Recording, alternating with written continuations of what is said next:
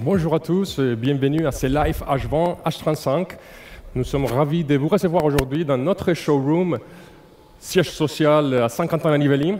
Nous serons accompagnés également avec Aïssa Tatal, spécialisée dans l'ergonomie et la cabine de ces modèles. Bonjour Aïssa, ça va? Bonjour Andrés, oui ça va et toi? Très bien, merci. Bonjour à tous et bienvenue à ce live H20 H35. Vous bien dans nos tribunes pour ce live. Les chaussures de sécurité ne seront pas obligatoires. On est là pour vous, pour répondre à vos questions. Nos experts sont là pour ça. N'hésitez pas à poser toutes vos questions pendant ce live dans le chat. Très bien. Donc, je propose un agenda assez simple. Je propose qu'on commence par une introduction, comprendre un peu l'histoire de qu'est-ce qui s'est passé pour arriver à ces nouveaux modèles. Ensuite, on va parler un peu plus des contextes du marché, la tendance du marché des chariots frontaux thermiques et électriques. Puis, on peut aller plus en détail pour voir le type d'application. Une application thermique n'est pas toujours la même qu'une application électrique. Donc, comprendre un peu la différence et bien vous aider à choisir la bonne énergie selon l'application et vos besoins. Ça, c'est l'introduction. Après, pour venir avec Aïssata, on va voir les chariots en live depuis l'intérieur, et voir toute la partie ergonomie et confort et visibilité. Et ensuite, on fera une démonstration aussi à l'extérieur. Avec un chariot, on a prévu donc de faire un parcours pour vous montrer la traction, la gestion des mains, la levée des mains et aussi la visibilité du chariot. Donc, on rentre ici après, on fait un récap des éléments clés. Et à la fin, on peut faire un exemple d'analyse des coûts total d'exploitation, coût total global et direct indirect. On analyse d'un exemple comparatif et voilà. Ça vous va? C'est parti. Donc, première chose importante, si bien c'est vrai, l'histoire de Fenwick des chariots frontaux commence avec des chariots électriques dans les années 20, 1921 exactement. C'est-à-dire que ça fait déjà un siècle qu'on maîtrise les moteurs électriques, batteries, chargeurs intelligents, gestion d'énergie et contrôleur électronique. Il a une maîtrise totale depuis plus d'un siècle sur cette technologie. Mais bien que c'est passionnant, si je ne m'arrête pas, je peux continuer. Je dois donc laisser ça pour un autre jour, un autre événement, un autre live peut-être, pour parler des chariots électriques. Aujourd'hui, on va se focaliser plutôt sur les thermiques. Et c'est dans les années 50, début des années 50, les premiers chariots thermiques Fenwick. Et ces chariots, c'est juste dans une époque de la post-guerre. Donc ça relance, la France relance l'économie, relance l'industrie. Et donc on a besoin de plus de manutention des marchandises et ces chariots vont accompagner cette étape. Juste après, on a la gamme Zoom dans les années 80 qui a été rapidement remplacée par un chariot de la série 351. C'est encore un H20 H35 qui était en fait les chariots les plus fabriqués en Europe à cette époque et qui, grâce à ça, on devient leader dans les marchés des chariots frontaux thermiques. C'est un chariot qui est tellement fiable et qu'on trouve actuellement des chariots 351 qui tournent avec 80 000 heures, 120 000 heures d'utilisation avec une très bonne performance. Dans les années 2000, on introduit donc la série 392, 393, encore H20, H35. Ce sont des séries que vous connaissez peut-être plus en 2013 qui a passé à la version Evo, une évolution de sa version précédente. Et à mon avis, ce chariot, il a été le plus performant du marché. Donc, on avait un challenge, faire mieux. Comment améliorer ce chariot qui était déjà très bon. Donc, on a fait les plus larges études des marchés dans l'histoire de Fenwick pour déterminer les besoins d'un client, les besoins de vous, des utilisateurs des chariots frontaux. Donc, on a visité 260 clients autour de 10 ans de recherche, et des interviews et des visites clients, visites d'utilisateurs. On a pu déterminer ce qu'il faut améliorer, ce qu'il faut mettre en place dans un nouveau chariot pour répondre à vos besoins.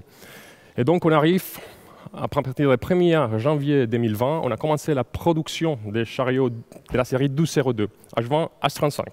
Donc lui, il est le premier d'une famille, il est le premier d'une plateforme de chariots. Donc on aura des innovations dans les chariots thermiques, également dans les chariots électriques, dans les années à venir. Mais lui sera le premier. Et lui, il est fait donc pour vous accompagner des utilisateurs spécifiques sur des applications normalement thermiques, qui va donc accompagner votre industrie et vos tâches au quotidien d'ici à 2030, 2035, donc voire une vingtaine d'années. Mais regardons plus en détail. Donc, il y a quelque chose en commun entre ces chariots qu'on a vu tout à l'heure. C'est la transmission hydrostatique, le cœur d'un chariot thermique Fenwick. C'est très simple à comprendre. Il y a un moteur à combustion interne, il y a une pompe de traction, une deuxième pompe pour la partie hydraulique de travail, pour les mains et les équipements. Et la pompe de traction, elle envoie l'huile vers la traction, le moteur hydraulique de traction dans l'essieu avant. Mais pour mieux comprendre, je pense que le mieux, c'est de voir une animation. Donc ici, on voit une pompe à débit variable, à piston axiaux, qui change son angle d'inclinaison selon la demande quand j'appuie dans la pédale. L'huile hydraulique, il est envoyé à haute pression vers 2 moteurs de traction à l'avant. Et donc ça me permet d'envoyer, de transmettre l'énergie mécanique vers une énergie hydraulique pour simplement faire tourner les roues. Après, ce n'est pas que ça. On a aussi la version pour les mâts, pour les travail, l'hydraulique de travail, donc pour vous faire lever les mains. Dès que je touche la commande d'élever, les mâts ils commencent à lever, ou l'inclination des mâts. Et la pompe numéro 2, c'est une pompe un peu plus petite, qui va prendre les relais. Donc la pompe de traction, elle revient à la position neutre, elle ferme les flux pour la traction. Et la deuxième pompe, elle gère maintenant les flux hydrauliques vers une valve de contrôle, c'est ce qu'on voit en image maintenant. C'est un bloc de commande qui permet la distribution électroniquement pour la gestion de l'huile hydraulique dans les équipements et les mains. Cette gestion permet donc de réduire les régimes moteurs. On voit les 3 cylindres derrière et on va réduire énormément les régimes moteurs pour gagner en consommation. On va réduire la consommation, on va également réduire les bruits et réduire les vibrations pour les caristes. On a vu la transmission hydrostatique avec 70 ans d'expérience qui m'offre en général de la souplesse, de la précision millimétrique, un très faible entretien et une faible consommation. On peut dire beaucoup plus de disponibilité pour vous. Regardons maintenant un peu la partie du marché. Il y a une tendance, on constate depuis déjà plusieurs années, qu'il y a une majorité de chariots électriques. Donc on voit par exemple en 2020, 58% des chariots frontaux électriques par rapport à 42% des chariots frontaux thermiques. Mais regardons un peu plus en détail. Si on fait un focus sur la catégorie 2 tonnes, 3 tonnes 5, ça qui nous concerne aujourd'hui, on a une grande majorité des chariots thermiques.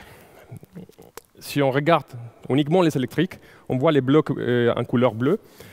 C'est le 2 tonnes, il a un volume intéressant, un volume important, mais la grande majorité, les volumes les plus importants, ils se trouvent à moins de 2 tonnes, donc c'est des petits tonnages. Et c'est normal, la technologie électrique, elle a évolué des petits tonnages, et elle commence à monter, à maîtriser de plus en plus pour des hauts tonnages. Donc si on fait la somme totale des chariots 2 tonnes, 3 tonnes 5 frontaux, on trouve qu'il y a 54% des chariots thermiques contre 46% des chariots électriques. Donc ça reste un marché très important, avec des volumes très importants, même si cette tendance peut changer dans les temps. Et d'ici à 2025, je peux faire une estimation, on pourrait avoir entre 4 000 et 5 000 chariots thermiques encore. Donc c'est un marché très intéressant, très important. Et on va voir comment ça va évoluer dans les années à venir. Et pour expliquer un peu la tendance, on a aussi un cadre politique, économique, légal, environnemental, technologique. Il y a pas mal de variables qui vont faire qu'une technologie soit plus intéressante qu'une autre. On commence à partir de la semaine prochaine, 1er juillet, et pour nous, les fabricants des machines, on est concernés par la norme d'émissions polluantes. Donc, une norme qui cherche à améliorer la qualité d'air. Et donc, on a des limitations des émissions polluantes pour d'échappement pour les engins avec un moteur diesel et, pour la première fois, le moteur GPL, il est concerné. Tout ça pour réduire les émissions polluantes comme les monoxydes de carbone, les dioxydes d'azote ou les particules fines. En France, en particulier, il y a également les projets de loi des finances, ce qui permet de structurer toute la politique fiscale du pays. Et il y a un article donc, qui va parler d'un carburant ou des énergies pour la mobilité. Donc on a les GNR, les gasoils non routiers qu'on appelle diesel, qui aura une augmentation de la TICPE. Donc la politique derrière, c'est d'augmenter le prix de certains carburants pour promouvoir les énergies alternatives. En parlant des énergies alternatives, donc on a plusieurs technologies différentes. Donc on a 3 électriques. Les plombs, qui ont déjà au plus d'un siècle d'existence. L'énergie plomb ouvert, il est très mature, très connu. Mais on a des nouveautés comme le lithium depuis déjà quelques années, qui prennent de plus en plus de force dans les marchés. L'hydrogène, pour des applications avec des grands parcs de chariots, grande consommation d'énergie, ça peut être très intéressant à évaluer.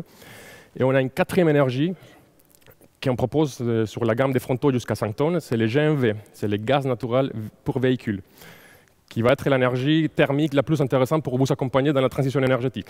Elle va donc me permettre de réduire les coûts de 50% par rapport au diesel, de 25% par rapport au GPL, mais aussi les émissions polluantes. C'est l'énergie thermique la moins polluante par rapport à ces diesel et GPL.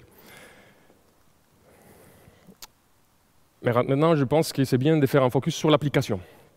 Ici, il y a quelques exemples de l'industrie dans laquelle on trouve des chariots typiquement électriques. Il y a d'autres secteurs également, mais typiquement, c'est d'ingénierie beaucoup plus légère, où on a besoin surtout des applications qui ont quelque chose en commun. C'est la polyvalence, la maniabilité, la compacité, les différents types de châssis, la différente taille des batteries. Donc, on cherche des chariots qui puissent s'adapter à des espaces confinés, des espaces clos, ou bien à des allées étroites. Et ça a été une conception globale. Ça commence à changer de petit à petit pour créer des chariots électriques beaucoup plus conçus pour travailler à l'extérieur. Mais ça, c'est une globalité. Si je regarde maintenant la partie des chariots thermiques, on voit des exemples des entreprises, des industries beaucoup plus intensives, plus exigeants. Recyclage, matériaux de construction, métallurgie, fonderie. Ce sont des exemples typiques où j'ai besoin de caractéristiques un peu différentes. J'ai besoin beaucoup plus de force de traction. J'ai besoin, pour monter des rampes, pour tracter un remorque. J'aurai des terrains beaucoup plus difficiles, un terrain dénivelé, avec bosselé, dénivelé. J'ai besoin de travailler à l'extérieur avec des températures extrêmes de canicule l'été, extrêmes l'hiver aussi. Donc on va gérer bien la température extérieure avec ce type de machine. On a des applications où on a besoin de pousser la charge, d'utiliser un godet ou d'autres applications où j'ai besoin d'un pic de puissance pendant de longues périodes. Ou simplement des applications où on a une consommation énergétique importante. 5 fonctions hydrauliques, plus climatisation, plus chauffage pendant une période de temps importante. Ça va donc me demander beaucoup plus d'autonomie. Et un chariot diesel peut avoir 18 heures d'autonomie avec un réservoir de 55 litres, à une consommation de 3 litres par heure. Un exemple. En tout cas, pour choisir l'un ou l'autre, on vous accompagne dans une étude avec nos spécialistes dans ces métiers. La première étape, c'est définir les méthodes de travail des clients, comprendre comment ils travaillent ces opérations et les poser des questions pour comprendre s'il peut adapter ces opérations à une nouvelle technologie. Est-ce qu'il peut faire des charges intermédiaires avec le lithium? Est-ce qu'il peut faire des charges la nuit avec des plombs? Changement des batteries avec les plombs? Est-ce qu'il peut faire la gestion des salles de charge, etc. Si on pense qu'il peut s'adapter, et le client est capable d'adapter, on peut aussi faire une étude de faisabilité technique. Ici, on va dimensionner la bonne batterie, les bons chargeurs, la bonne capacité de chargeur, pour garantir l'autonomie nécessaire pour l'application de vous, les utilisateurs. On peut même aller plus loin pour vous aider dans la partie des dimensionnements ou déterminer si le bâtiment est capable de fournir la puissance nécessaire, la puissance électrique nécessaire pour l'ensemble des chariots de votre parc électrique. D'autres contraintes comme la température, les vibrations, l'application à l'extérieur, etc. sont des contraintes à niveau du chariot qui pourraient, à ce moment-là, dire non, on préfère de vous conseiller un chariot thermique ou un électrique. C'est des variables intéressantes. Si on passe à l'étape 3, dans ces cas-là, on va faire une analyse financière. Et on regarde donc notre dossier technique et on chiffre. Et l'idée ici, c'est d'avoir un retour d'investissement dans les courts ou moyens termes et pas forcément dans les longs termes. Donc on voit la stratégie d'achat de chacun de vous, les utilisateurs, et selon laquelle elle est la plus conveniente à ce moment donné. Donc on a des solutions plomb, lithium et hydrogène côté électrique, mais si les clients trouvent que ces opérations, on ne peut pas faire d'échange intermédiaire, ou on ne peut pas faire la gestion des batteries, etc., ou l'entretien de la mise en eau des batteries, des choses comme ça, c'est bien de proposer 3 énergies thermiques. Il y a également un client qui peut dire, voilà, j'ai besoin de beaucoup plus d'autonomie et les chariots électriques ne me fournissent pas, je n'ai pas vraiment la possibilité de faire. Ou simplement, à niveau des stratégies d'achat, je n'ai pas les budgets actuellement pour investir sur une nouvelle plateforme de technologie. Et donc, je préfère de rester à ce moment-là. Donc, à tout moment, toutes les étapes, je peux définir une technologie ou l'autre. Donc, il y a pas mal de nouveautés.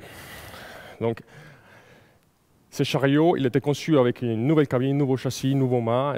Tout a été nouveau, tout a été revu. Et donc, je vous invite avec Aïssata à regarder à l'intérieur et faire une immersion sur les chariots. Donc on va voir le chariot maintenant en vrai. Donc je vais vous le présenter. Il est juste là, à côté de moi. Donc vous pouvez voir que ce chariot a une conception inspirée d'un design automobile. Un design automobile qui met vraiment l'opérateur au centre d'un dispositif de sécurité grâce à la conception Arch Fenwick. La conception Arch Fenwick, qu'est-ce que c'est? C'est la cabine et le châssis qui forment un ensemble monobloc pour protéger le cariste, mais aussi les vérins d'inclinaison sur le toit. Et nous avons aussi 8 absorbeurs de choc aux 4 coins du chariot pour vraiment protéger le cariste. Ce qu'on va faire, c'est qu'on va entrer à l'intérieur du chariot pour le voir en détail. Donc, c'est comme avec votre voiture, vous tirez simplement la poignée vers vous. Elle s'ouvre simplement grâce au vérin qui est juste là. Vous pouvez observer que la largeur d'ouverture est vraiment grande, donc peu importe le charisme, peu importe sa morphologie. Je sais que je ne suis pas la meilleure personne pour parler de morphologie, mais on entre facilement à l'intérieur du chariot, même avec un gros manteau et un casque. Donc on a 3 points d'appui. Le premier point d'appui qui est le marchepied, qui est large et antidérapant, à 465 mm du sol pour vraiment optimiser l'accès au chariot. On a un deuxième point d'appui là avec la poignée qui est sur le capot moteur et un troisième point d'appui qui est là sur le montant avant du chariot. Donc on va entrer tout simplement à l'intérieur du chariot et en toute sécurité. Donc là, je suis installée dans le chariot. On a vraiment cette sensation d'ouverture et d'espace. Grâce à la cabine haute en hauteur, on a vraiment un dégagement important de la tête. Un espace au sol large, 510 mm au sol d'espace, donc vraiment l'espace le plus large. On a une bonne inclinaison des pédales pour favoriser une bonne conduite. Et on a aussi le volant qui est petit, fin, maniable et aussi ergonomique grâce à la direction hydrostatique qui s'y trouve. Ce qu'on va faire, c'est qu'on va allumer le chariot, on va le démarrer et je vais vous montrer à quel point il est maniable.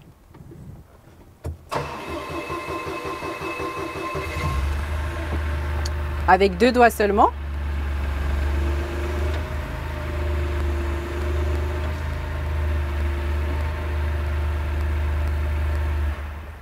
Donc vous avez vu, même avec des petits bras, on tourne facilement le volant. Ensuite, nous allons voir l'accoudoir. L'accoudoir qui est suspendu au siège. L'accoudoir, vous avez vraiment toutes les fonctions disponibles au bout des doigts. Le levier de direction qui vous permet de choisir votre sens de marche facilement, simplement. Les fonctions du mât aussi disponibles du bout des doigts. Et la nouveauté, ce sont les interrupteurs configurables. C'est à vous de choisir quelles fonctions doivent être intégrées dans ces interrupteurs en fonction de votre application. Si pour vous, c'est l'éclairage, vous pouvez faire en sorte que ce bouton active les phares de travail. Si vous souhaitez avoir l'indicateur du poids de la charge, vous pouvez aussi l'avoir. C'est à vous de choisir quelles fonctions sont les plus importantes à intégrer dans vos interrupteurs. Ensuite, nous allons voir les sièges. Les sièges. Alors, ces sièges ont été développés vraiment pour la marque Fenwick, pour ce modèle exactement. Pour ce modèle-là, nous avons exactement 12 variantes. 12 variantes différentes et vous les adaptez selon votre application. Vous pouvez avoir différentes suspensions. Suspension mécanique ou pneumatique. Donc là, vous pouvez observer la suspension. Sur ce siège, elle est mécanique. Vous pouvez avoir une suspension en hauteur mais aussi en horizontale. Vraiment pour avoir une absorption des vibrations venant du sol et pouvoir protéger votre cariste contre les troubles musculo-squelettiques. Vous pouvez aussi avoir avec ces sièges-là une fonction ventilée ou chauffante. Donc peu importe l'environnement dans lequel se trouve votre cariste, que ce soit un environnement chaud ou froid, il peut facilement être dans un confort thermique dans la cabine grâce à ces sièges-là, mais pas seulement. Grâce aussi au chauffage et à la climatisation disponible dans ce chariot. Dans ce chariot, on a exactement 8 sorties d'air qui permettent une distribution vraiment optimisée à l'intérieur de la cabine. Votre chariot est disponible rapidement car le chauffage et la climatisation donnent un confort thermique dans la cabine en une dizaine de minutes. Vous avez aussi le désembuage dans cette cabine qui vous permet de désembuer les zones prioritaires de vision du cariste. Donc vraiment, dans cette cabine, dans ce chariot, on est confortablement installé, on est dans un espace spacieux. L'utilisation est simple, donc tout ça réduit les risques de TMS, réduit la fatigue, donc permet une meilleure concentration et aussi du coup augmente la productivité. Ce qu'on va faire maintenant, c'est qu'on va voir la partie performance du chariot pour que vous puissiez voir la puissance de ce chariot. Donc allez, on va dehors, on va voir Andrés, notre chef produit. Allez-y. Ok, très bien, donc venez avec moi. On va voir ici un chariot H35. Je voulais vous montrer à l'intérieur du chariot. Il y a un moteur Dodge industriel, 3 cylindres avec injection directe et turbo. Ici en bas, par contre, on va voir plutôt le cœur de la transmission hydrostatique. C'est la pompe de traction à débit variable et à piston axiaux. Et également une deuxième pompe qui va plutôt gérer les fonctions hydrauliques de travail, donc c'est-à-dire pour les mains et pour l'équipement. Donc une très facile accessibilité pour les techniciens, soit pour les composants essentiels de la partie motorisation, soit pour la transmission, ou soit on peut enlever même un plancher pour accéder à bloc hydraulique, pédales, etc.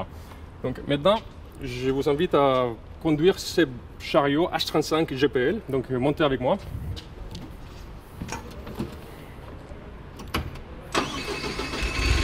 Donc, n'oubliez pas la ceinture de sécurité, frein parking.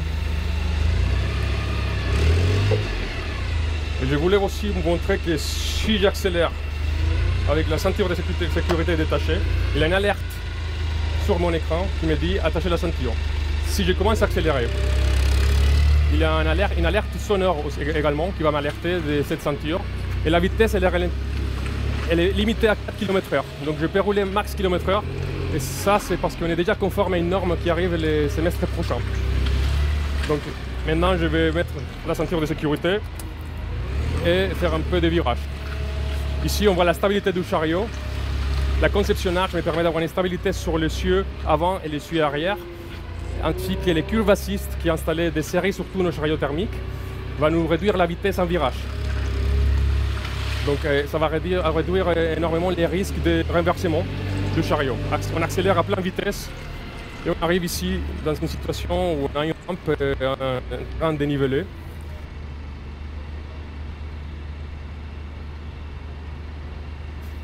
Il descend du chariot et il y a une alerte sonore qui me dit que les freins parking n'est pas activé. Je les vois dans l'écran également.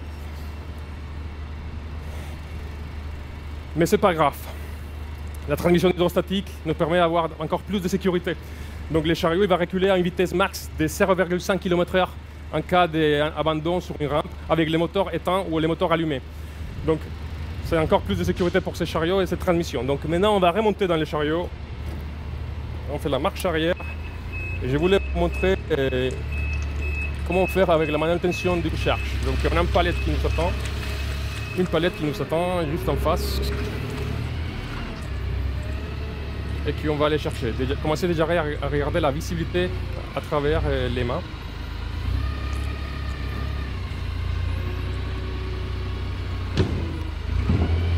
Ça y est, on a pris les palettes. La palette, on va donc commencer à monter pour la déposer dans le 12e niveau.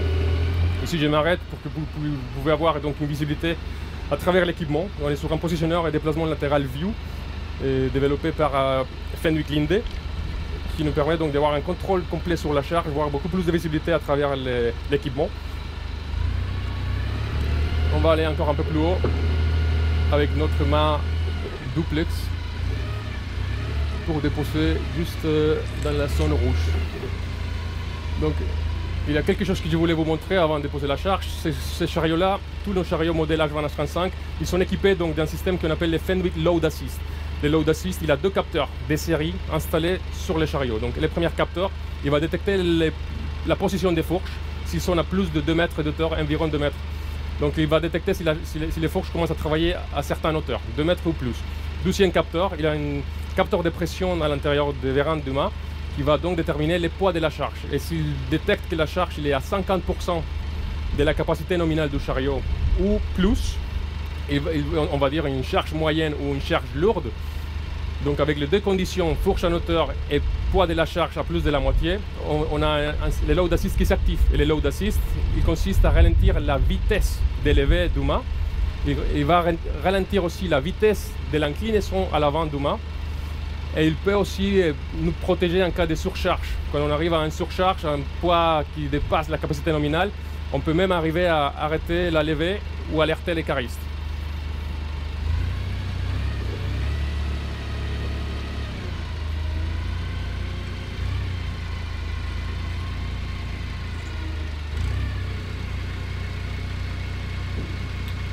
Donc voilà, jusqu'à là, les contrôles des charges, il était très bien. On peut travailler à moyenne hauteur, à grande hauteur. Donc on a un contrôle total et une visibilité totale sur la charge. Je vais vous montrer tout à l'heure la visibilité qu'on peut avoir à travers les vitres des toits blindés. On va reculer un peu. Je vais monter la charge un petit peu encore. Je voulais aussi vous montrer Et notre fonctionnalité de nos mâts, tous les mâts d'un chariot frontal Fenwick, ils ont un ralentissement en fin de course. Donc si je fais l'inclinaison totale à l'avant ou l'inclinaison à l'arrière, il n'a pas de secoues, il n'a pas de vibrations importantes. La charge elle est toujours en contrôle.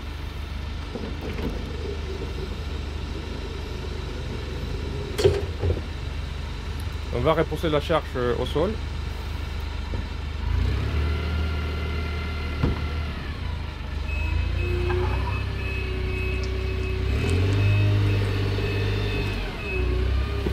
Je reviens vers vous pour vous montrer un peu de plus près la visibilité qu'on peut avoir à l'intérieur du chariot.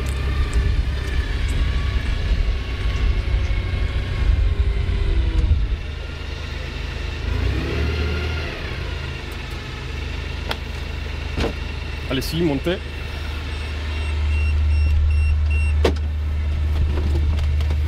Donc, à remarquer, donc, ici déjà on a une vitrée basse qui va nous permettre d'accroître la visibilité sur les bouts des fourches ou la charge.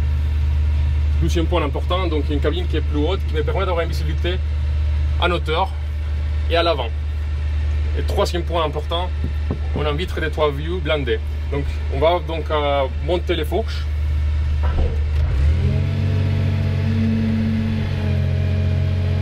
Vous pouvez faire donc une visibilité panoramique et à l'avant. Et on va aller à 4 mètres de hauteur. Comme ça, vous avez une image claire de la charge des fourches. Peu importe la position, les fourches sont toujours visibles, la charge est toujours visible et on a un contrôle total. Ralentissement en fin de course et ralentissement en fin de course. Et je redescends les mains.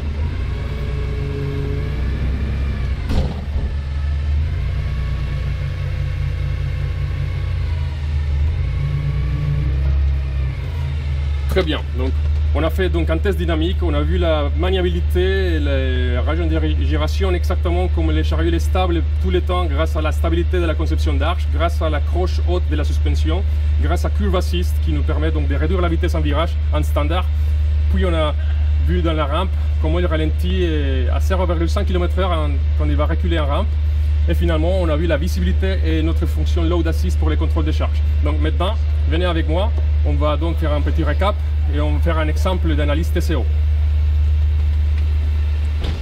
Donc voilà, vous avez pu maintenant observer la performance de ce chariot-là en direct. Donc ce qu'on va faire, c'est un petit récapitulatif. Donc on a pu voir ensemble que ce chariot a un poste de travail haut et confortable, ce qui vous permet de l'espace, de la sécurité et de la visibilité à l'intérieur de la cabine. Une accessibilité qui minimise vraiment le risque d'accident grâce aux 3 points d'appui, une réduction des troubles musculo-squelettiques et une facilité de la montée et de la descente. On a aussi une isolation des vibrations grâce au siège. Peu importe le siège que vous choisissez dans les 12 variantes disponibles, votre Caris peut travailler pendant 8 heures car avec ces sièges-là, le Caris reçoit moins de 0,5 mètres par seconde carré. Donc pas besoin de mettre en place des actions de prévention. Donc là, vous pouvez observer les images pour voir comment, avec ce chariot-là, votre Caris est isolé des vibrations. Là, dans cette image, on voit aussi un test de l'isolement des moteurs, des compartiments de moteurs par rapport au châssis. Donc, on a une technologie qu'on appelle l'Hydropulse qui va permettre de réduire les vibrations, les bruits moteurs qui ne seront pas transmis au cariste. Donc, ça simule en fait le cycle total de vie du chariot pour garantir une faible usure à ce niveau. Okay. Et nous avons aussi le confort d'utilisation disponible au bout des doigts grâce aux interrupteurs et aux fonctions du mât et un accès à l'information simple en un coup d'œil sur le display. On a vu également donc, la partie stabilité, son nouveau design qui va permettre donc d'améliorer encore la stabilité statique, stabilité dynamique du chariot, répartition équilibrée des charges sur les cieux avant et cieux arrière. On a également l'empattement. L'empattement, c'est la distance entre le centre de l'essieu avant et l'essieu arrière. On est très proche de 2 mètres. C'est la plus longue distance dans sa catégorie. Ça me permet d'avoir un très bon appui du chariot par rapport au sol. On a également une accroche haute de la suspension sur l'essieu de direction à l'arrière. Donc l'essieu de direction à l'arrière, il va jouer comme une suspension quand le terrain est dénivelé. Pendant un virage, ça va jouer un rôle important. Donc l'accroche haute va donc limiter le momentum ou l'inertie qu'on va créer pendant les virages. C'est une force centrifuge qui va être créée. Et il va limiter ça pour garantir que les chariots soient stables. Donc son centre de gravité ne va pas bouger énormément. Et ça, plus des curves assises qu'on a vues, qui me réduit la vitesse en virage, et les chariots, il est très stable. En termes de visibilité, quoi mieux que ça que vous avez déjà vu. Donc, très bonne visibilité à travers les mâts. Donc, les nouveaux mâts, une nouvelle conception des mâts nous permet d'avoir des montants beaucoup plus fins. Nous permet aussi de faire une ouverture entre les montants des mâts à l'intérieur pour accroître la visibilité entre les mâts. Et aussi une conception qu'on appelle les mâts asymétriques, c'est-à-dire que les profils des mâts extérieurs, donc la face extérieure des mâts, droite et gauche, elle est biseautée, elle est profilée vers l'intérieur, ce qui me permet au cariste d'avoir une visibilité aussi latérale. Donc on parlait de 23% plus de visibilité à travers les mâts. Contrôle de la charge, on a vu également que les load assist vont donc nous donner des avantages pour éviter tout type de risque avec la charge en hauteur. Charge en hauteur, charge moyenne, charge lourde. Le système il s'active, il met limite la vitesse de levée et la vitesse d'inclinaison du mât.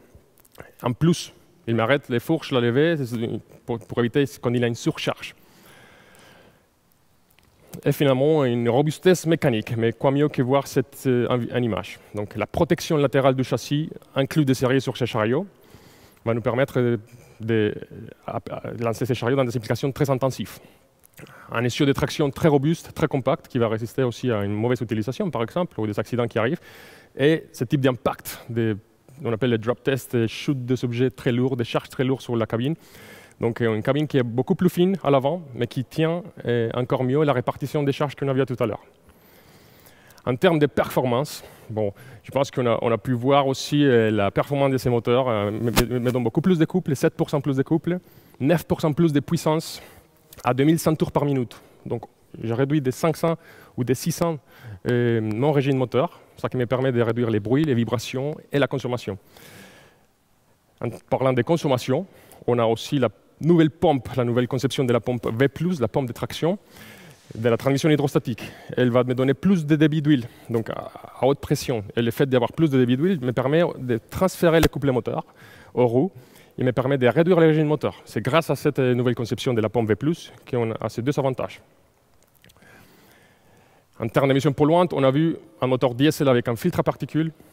On a vu un moteur GPL avec un catalyseur 3 voies qui est intégré des séries pour être conforme à la réduction des émissions polluantes.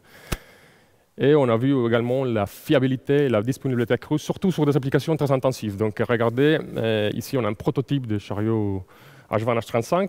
Il travaille dans nos usines où on fabrique des contrepoids. Et l'environnement il est vraiment très agressif en termes de poussière et d'aberration. Donc c'est ici où on fait tous les tests pour calculer la quantité de poussière qu'on trouve à l'intérieur des compartiments moteurs ou des pièces essentielles de la transmission. Et on trouve que le chariot il a été développé pour. Et donc, on a beaucoup moins de poussière. On a notre application type dans le recyclage ou la papeterie, où on voit également des particules qui peuvent accéder et endommager les moteurs. Ce chariot, il est conçu pour ce type d'application. Un dernier point que je voulais aussi partager, ça fait partie de la transformation digitale. Et on est dans une époque numérique. Donc ce chariot, il est le premier chariot à être lancé des séries avec un boîtier de communication intégré. Donc il a une carte SIM et GPRS qui va donc collecter des données d'utilisation du chariot uniquement. Donc on peut avoir par exemple le soramètre, le nombre d'heures d'utilisation, les codes panne pour réagir rapidement et la géolocalisation du chariot, ça inclut gratuitement dans ces chariots. Ça me permet donc une optimisation de mon parc et une gestion efficace de mon parc. Il y a un deuxième avantage de cette digitalisation. Les boîtiers aussi vont me donner l'avantage d'optimiser la prévente. En fait, ça me permet donc de paramétrer et faire les mises à jour des logiciels, même à distance. Donc c'est beaucoup plus simple d'identifier un code panne ou de faire une mise à jour sur un logiciel donné. Efficacité dans les services. Le chariot il était conçu aussi pour les techs. L'idée, c'est de réduire le nombre de visites. L'idée, c'est aussi de passer beaucoup moins de temps dans cette visite. Et donc, le chariot sera beaucoup plus disponible pour vous, les utilisateurs. Et en parlant de ça, on a effectivement une réduction de 20% des pièces. On utilise 20% moins de pièces que son prédécesseur.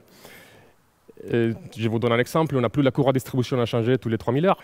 Et ce chariot-là, il fonctionne par une une distribution par engrenage. Donc on supprime cet élément de la courroie de distribution, ce qui nous permet de réduire des pièces. On n'a non plus les filtres d'admission hydraulique. Donc ce sont des pièces qui ont été supprimées. D'autres qui ont changé les temps d'intervention, les vaporisateurs sur les GPL, ils passent de 1000 heures à 3000 heures pour les changements. Donc on va multiplier par 3 les temps de délai. Maintenant, je vous invite à faire un exemple. On peut faire un exemple réel qu'on a mesuré et testé sur un test qu'on appelle le TOP, Test Operating Performance. C'est un test qu'on fait chaque année avec des chariots Fenwick et des chariots concurrents pour mesurer deux choses. La productivité, les temps nécessaires pour finaliser une tâche, et la consommation de carburant pour finaliser cette même tâche. Je vous montre, vous avez ici à gauche les données d'entrée pour un exemple type, et je vous montre une animation. En quoi consiste ce test?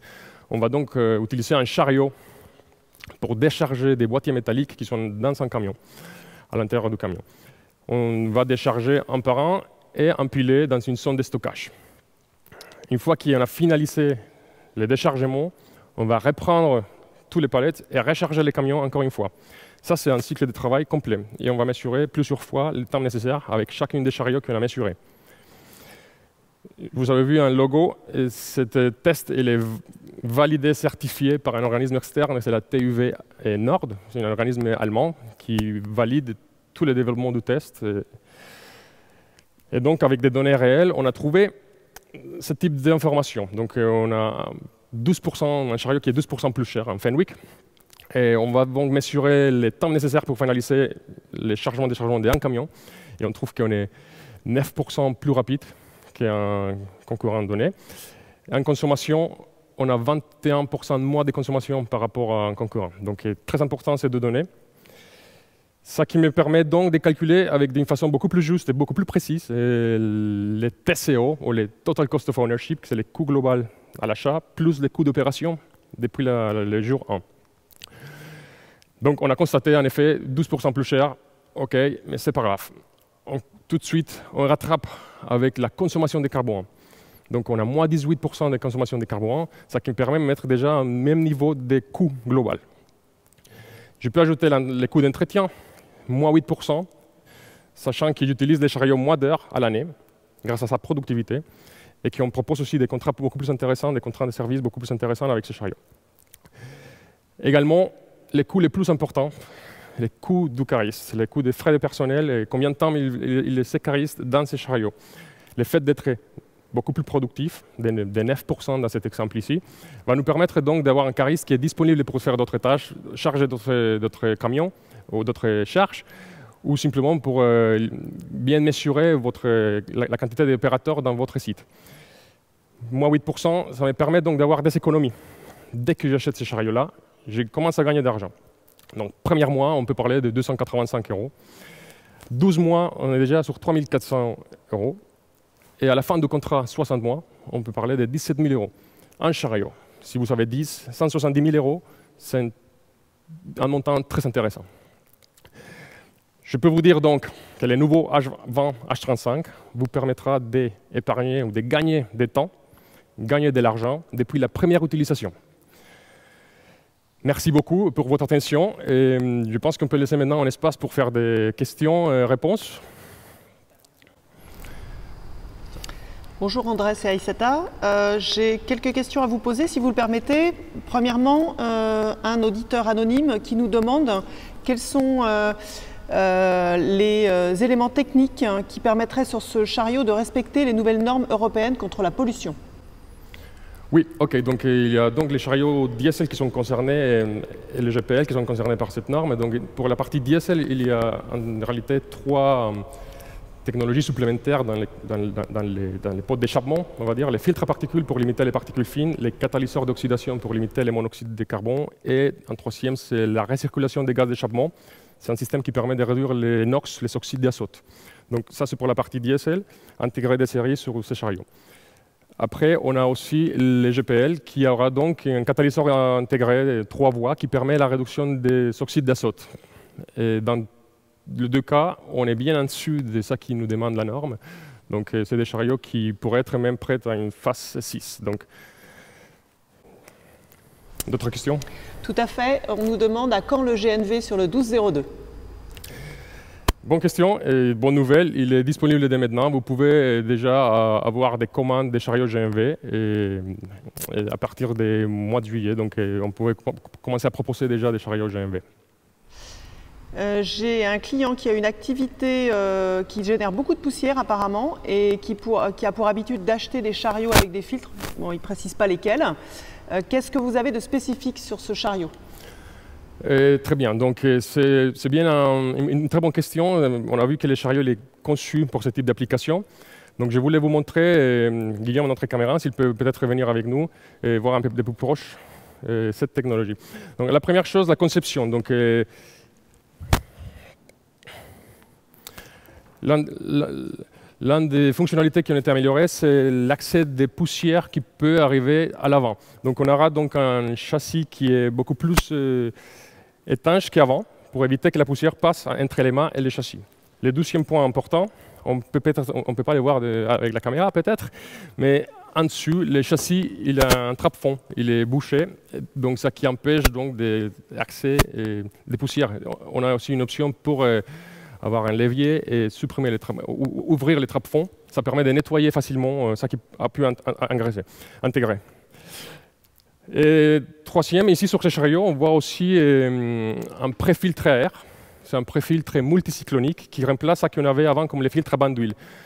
Les filtres à bain d'huile, l'huile, une fois qu'il est pollué par des poussières, il devient un déchet spécial, un traitement spécial. Et notre technicien, il doit arriver pour faire un nettoyage. Par contre, celui qui le remplace, c'est un multicyclonique. Donc on a 8 cyclones. Par gravité, la poussière plus lourde, elle va sortir par cet orifice. Et après, on peut même voir, je vais essayer de vous montrer. On a donc un filtre comme dans la voiture. Et c'est ce filtre-là qu'on pourrait simplement changer, nettoyer, et c'est parti. Donc pour des applications très poussiéreuses, un filtre multicyclonique, c'est la bonne option. Pour des applications avec une poussière assez standard, normale, et on a un préfiltre cyclonique que vous connaissez déjà. Alors Andrés, notre dernière question pour aujourd'hui. J'ai un client qui apparemment va utiliser le chariot dans des containers et il se demande si le chariot peut rentrer dedans. Oui, donc c'est une bonne question aussi, parce que dans la série précédente, H20 H35 précédente, les chariots, il avait un hauteur de cabine limité à 2220 mm. Donc il pouvait travailler tranquillement dans un conteneur. Maintenant, il faut faire attention quand on commande un chariot qui doit travailler dans un conteneur ou à moins de 2220 mm. On a une autre version de cabine. Donc la version standard qu'on voit, en effet, c'est un chariot qui est 10 cm plus haut. Ça s'explique par plusieurs choses. Il y a en premier, on va gagner un espace entre la tête et les toits pour éviter tout risque de collision en cas de renversement total du chariot, par exemple. Travailler avec un casque, mais il y a aussi une norme qui mesure la distance entre les points de référence du siège, qui est quelque part quand je suis assis et quelque part au niveau de mon nombril, et qui va mesurer ça par rapport au toit. Et cette distance, elle était aussi augmentée. Donc on anticipe déjà des évolutions sur des normes, et donc on a un chariot cabine confort, un standard, et on a une option au tarif pour la cabine container. Donc, très bien, je pense que ça, on a eu toutes les questions. Et si vous avez encore des questions, n'hésitez pas à les poser. Nos équipes ils vont répondre à toute autre question qui peut arriver à la fin. Qu'est-ce que tu penses? On dirait que c'est déjà fini. Donc, quoi de mieux que de l'essayer pour l'adopter? Donc n'hésitez pas à prendre contact avec vos agences et vos concessions qui sont disponibles partout en France. On en a 80 au total. Donc n'hésitez pas à contacter votre contact commercial pour pouvoir essayer ce nouveau modèle. On se dit à bientôt. À bientôt. Merci beaucoup. À bientôt. Merci beaucoup. Au revoir.